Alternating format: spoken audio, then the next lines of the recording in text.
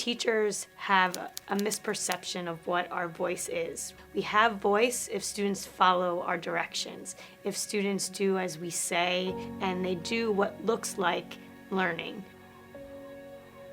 At the core of the work, there are people, and those people have voice.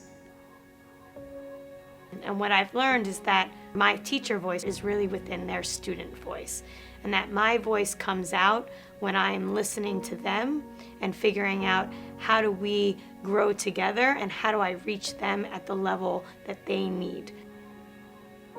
And you think about how their voice then becomes a real chorus of work called ground games.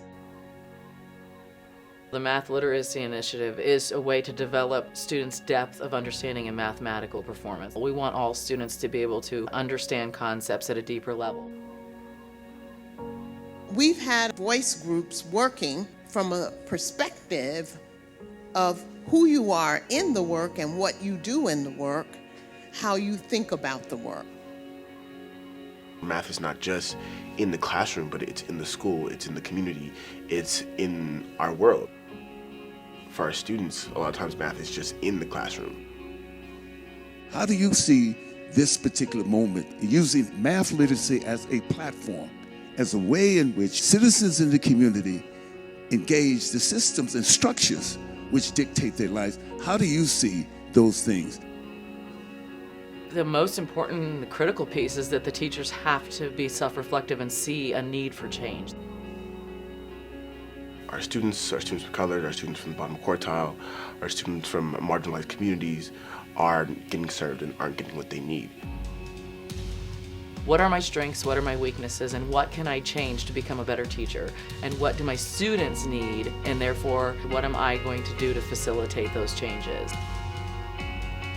The top-down approach hinders our growth, where the bottom-up actually empowers us to say we have the ability to help change the dynamic and how our students see themselves as mathematicians.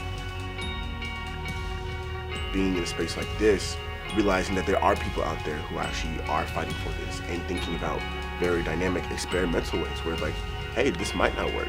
Hey, this might be really difficult. This might require us to go outside of our comfort zone to do some radical things, but that it is being done and that I could be a part of that radical change.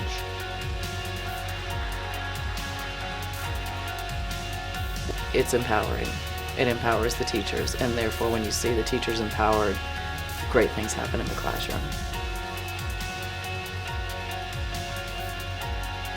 We're not doing this for anybody else. We're not doing this as a show to show that like black and brown kids can't do math. We're doing this because we want to have a community that is more math literate. We want to have a community that reclaims what I believe is rightfully ours in terms of our own understanding and knowledge around math.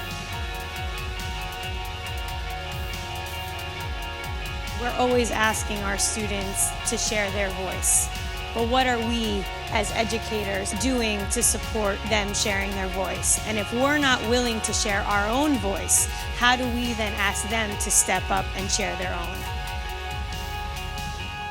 We, the people of the United States, in order to form a more perfect union, establish justice, ensure domestic tranquility, provide for the common defense, promote the general welfare, and secure the blessings of liberty to ourselves and our posterity, do ordain and establish this Constitution for the United States of America.